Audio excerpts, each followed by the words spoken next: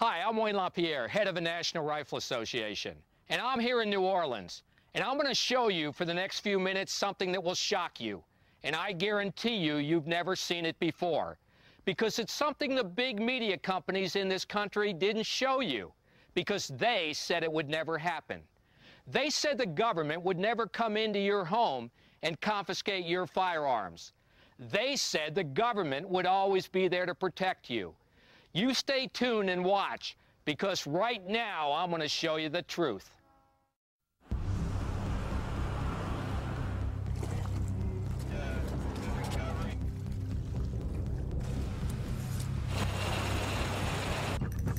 Police, open the door! They had AR-15s or M16s. They were pointing at us. They told us, put your hands up in the air. Let us see your hands. They're drawing down on me, and they let the looters run rampant for over a week? Are you kidding me? I really thought they were going to kill me. I really did. They didn't care what your rights were. They were going to deny them. You're letting the thugs get away with everything, and you're coming to honest, good citizens and taking away their protection, and it is wrong, wrong, wrong. But still, the order had been given for police and National Guard to go house to house, often with guns drawn, to evacuate residents and confiscate their firearms. No one will be able to be armed. We will take all weapons. It was a human drama with emotions and tensions running high. Patty Connie is still trying to recover physically and emotionally. They really did a number on me. From the day police forced her from her home. It was traumatic. All of a sudden, they were banging on the front door, the side door, and the back door. They said, let us in. Patty tried to explain. She was on dry land, she had plenty of food and water, and didn't want to abandon her dogs. But it didn't matter. If you see 6 or 8 police that look like linebackers pushing you in a corner, you're in shock. I'm saying, look at all my food. I got plenty of food. They kept pushing me back, and ended up like this. Then, Patty showed them a small revolver she was carefully holding in the palm of her hand. A camera crew was there to capture what unfolded next. I said, it's not even loaded. And I dropped it on the floor. You got a gun? Well, they punched me in the face. Look at my black and blue marks. Look at what they did to me. They dragged me out of here. How could this happen in America? You're treated like a criminal, and you did nothing wrong. So your rights are really out the window. Richard Styron was in his friend's bass boat trying to salvage his gun collection before the looters stole it, when they got stopped by a St. Tammany Parish Sheriff's boat. And we've had policemen tell us that that's what they wanted us to do, but not the sheriff in St. Tammany. They just wanted to confiscate them from us. We felt like criminals at the time when they come up to us with M16s or AR-15s, whatever it was, but there were 4 of them with rifles and holding on us. He said, be thankful we're taking your guns here. Why should I be thankful? Well, if they catch you with them on land, they're going to take you straight to jail. I felt like it was un-American and then we had been violated. They took something from you. They stole something from you. That's the only way to put it. They took something that they didn't have a right to take. You know, the more I think about it, the madder I get. Jim Richard's home was badly damaged by Katrina, but when he tried to save his gun collection, I had most of them stored up top. it too was confiscated by law enforcement. You know, they had no jurisdiction here. You know, I'm a law-abiding citizen, protecting myself, you know, and property. You know, they had no right to take them. But the authorities didn't stop there. What I feel is that we're losing control of who we are as a nation. Robert Zoss was forced to evacuate when a tree destroyed both of his family's homes. Loaded with dogs, kids, people. Then, as they were exiting through downtown, the unexpected happened. These cops came out of nowhere, said stop, and asked, do we have weapons in the car? And I Told him, yeah, I do. He said, get out the vehicle. Had us all sit cross-legged in front while they searched the vehicle. But Robert couldn't believe what he watched police do next to his rifle and his friend's pearl-handle revolver. I saw them smash her gun given to her by grandmother, grandfather, just against the curb. The other things that they busted up, the .22 rifle they busted up, these were police officers that went too far. A breakdown in law and order. There was mayhem. New Orleans police did not have control of the city anymore. The safety net had snapped. Phone lines and cell towers were down. 911 wasn't answering the phone. Our police department wasn't answering the phone. You couldn't find a policeman. They had no police or military presence in this neighborhood whatsoever. It was just you and that constant feeling of hopelessness, of living in fear, knowing there was no easy way out. There was so much gunfire around here. At nighttime, you could smell it in your nose and taste it in your taste buds. The post-Katrina world turned right and wrong on its head. Looters ruled this city for over a week post-storm without fear of law enforcement. Your rights were just done away with. Buell Teal, a commercial crabber, was asked by emergency personnel to help find a safe water route for a barge carrying supplies to get into New Orleans. Then suddenly, a sheriff's boat with 5 officers on board, armed with automatic rifles, sped towards them. They didn't just have them pointed from their hip, they had them up at their shoulder and asked if we had any weapons on board. I told them yes, we had 2 weapons. They said, get at the back of the boat with your hands in the air. We're coming aboard to search. Search and then seize Buell's firearms. And when Buell asked for a receipt, the officers flatly refused. You got a Second Amendment law on the books, and it was just total disregard for it. They violated my rights as far as search and seizure. They had no search warrant. Most of the people we talk with say they are living proof of what will happen if we let it. Our guns confiscated, our individual freedoms taken away. That's not Louisiana. That's not America. Absolutely not. Nazi Germany, Cuba, People's Republic of China, North Korea, yes, but not America. Not America. Heed the warning of what this was. This is like Australia. All of a sudden, boom, they got our rights. This isn't freedom. If it can happen to me, it can happen to anybody. It means a lot to me now because I know what it feels like to have them taken away. If it wasn't for the NRA, we probably wouldn't be too long down the line that we wouldn't be able to own guns. Life will never be the same for us again.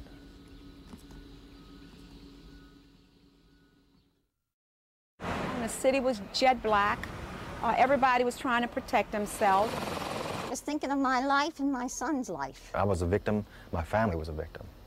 And it's not going to happen again. Vinnie Purvell and his neighbors at Algiers Point had survived Hurricane Katrina, but they weren't sure they would survive the ruthless attacks by armed looters. There was one point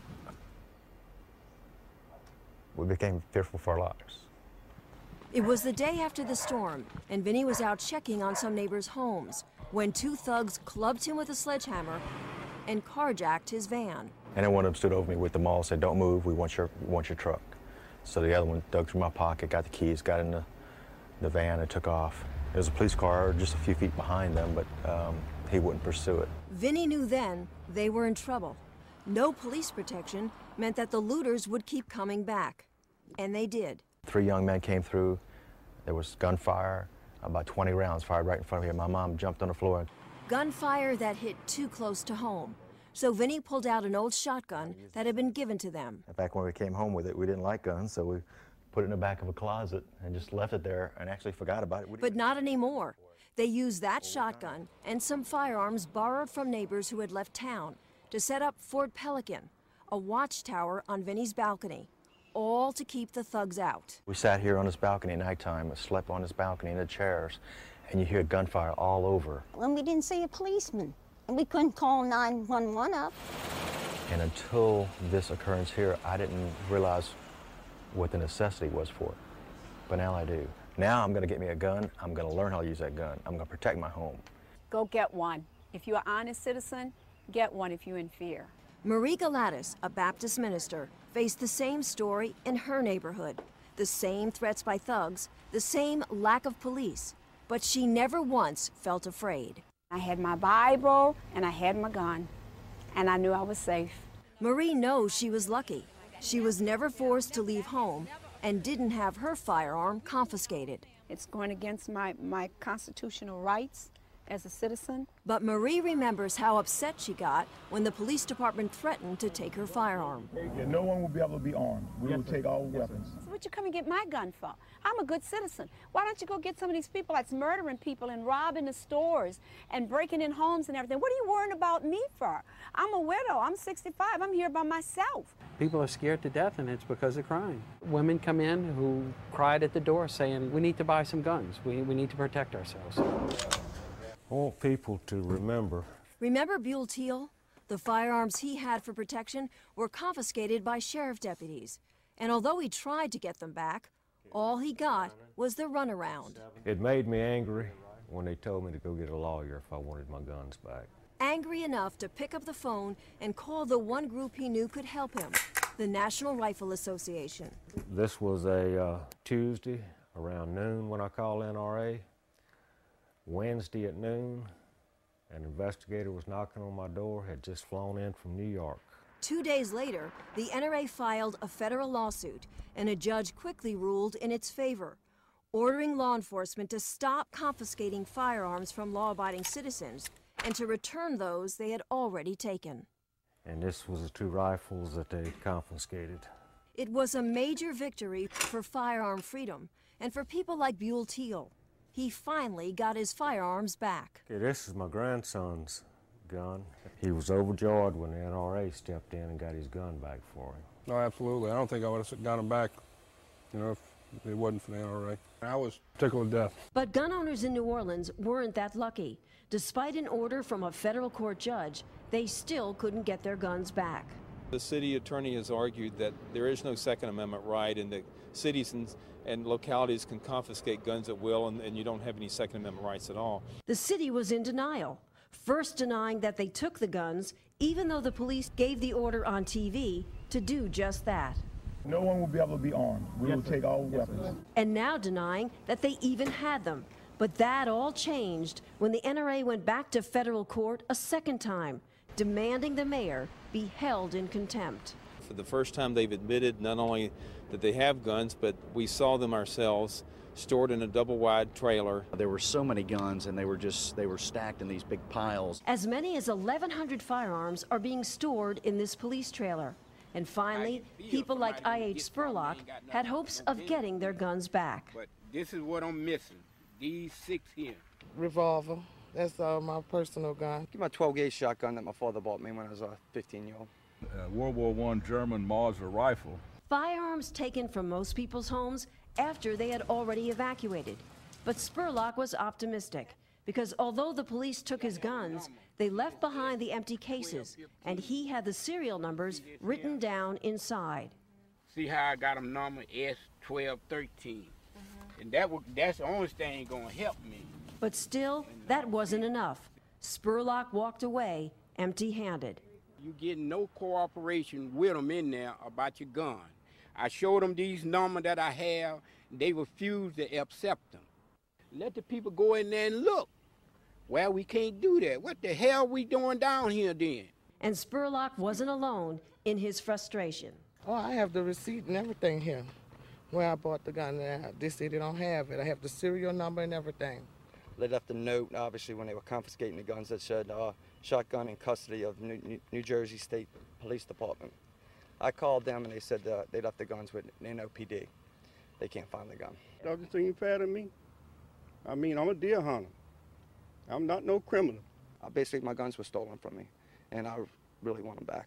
Faces of victims, victims of a storm, and victims of a system that wouldn't protect them or allow them to protect themselves. This should make y'all just as angry as it does me. That's why nearly 200 residents drove from miles around to this town hall meeting in New Orleans to make sure as Americans we never forget And the NRA was there to listen. The government you trusted to be honest lied to you. That's why we're here. We're here to hear your stories. And we're going to take them and we're going to relay them all over this country so that people can feel and taste what happened down here to make sure it never happens again. The bottom line is this. Once they did it, they set a precedent. And what we've got to be sure is that the precedent stops here. People told stories of being left defenseless while the thugs ran rampant. They took my guns. I'm unable to find them. In all honesty, yeah, I'm mad. I tell them I'm not going to take it anymore. But this is never going to happen to me again. Stories of survival. I think I counted a total 19 bullet holes in my house. I had more windows broken from bullets than I had from the hurricane. And one woman's frightening memories of being attacked in a van while her family packed up their belongings. All of a sudden, it was like out of nowhere, there are these two big guys come up in front of the van and start beating on the hood and jeering at me. I get nervous just thinking about it. Each one comes to the side window, one on this side and one on this side, and they start beating on the windows. And so all I did was just pick up my gun and glare at them. You never saw two big guys run so fast. They were gone. And there were also confessions from victims who became new believers. I never owned a gun, didn't have a desire to own a gun. But we got our community involved. We have 30 of us that have signed up for a gun class. It was a religious experience for me, and I did witness the conversion of a couple of folks who had hated guns before. The Battle of New Orleans, reclaiming people's rights, restoring people's freedom, and a reminder to Americans that we must never forget. It doesn't sound like America at all. It doesn't, not the America I came up in. If you want to know what happens to your rights, remember New Orleans, because my rights were trampled on. Every time you purchase a firearm, every time you go to a range, every time you go to training, you must remember the NRA. You must remember your rights. New Orleans is going to be the battle cry, I hope, for all of the Second Amendment. Freedom's at stake, our rights are at stake. People don't believe it, it's happening here. You better watch your gun rights and fix them to go away. Join the NRA, stand up for your rights. If people should remember anything from this, it's like Charlton Heston said, from my cold, dead hands.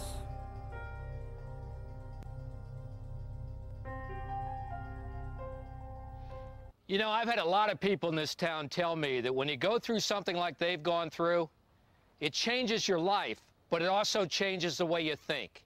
I've had people tell me they never owned a firearm and are going to now. I've had people tell me they only owned a firearm for hunting, target shooting, or collecting, and never really thought much about the Second Amendment. Yet now they'll spend the rest of their life fighting any politician that wants to take away their guns. The best way you can do that is pick up the phone right now, call the National Rifle Association, and join. Together, I promise you we'll protect this freedom and stop the government from ever again coming into law-abiding folks' homes and taking away their source of protection when they need it most.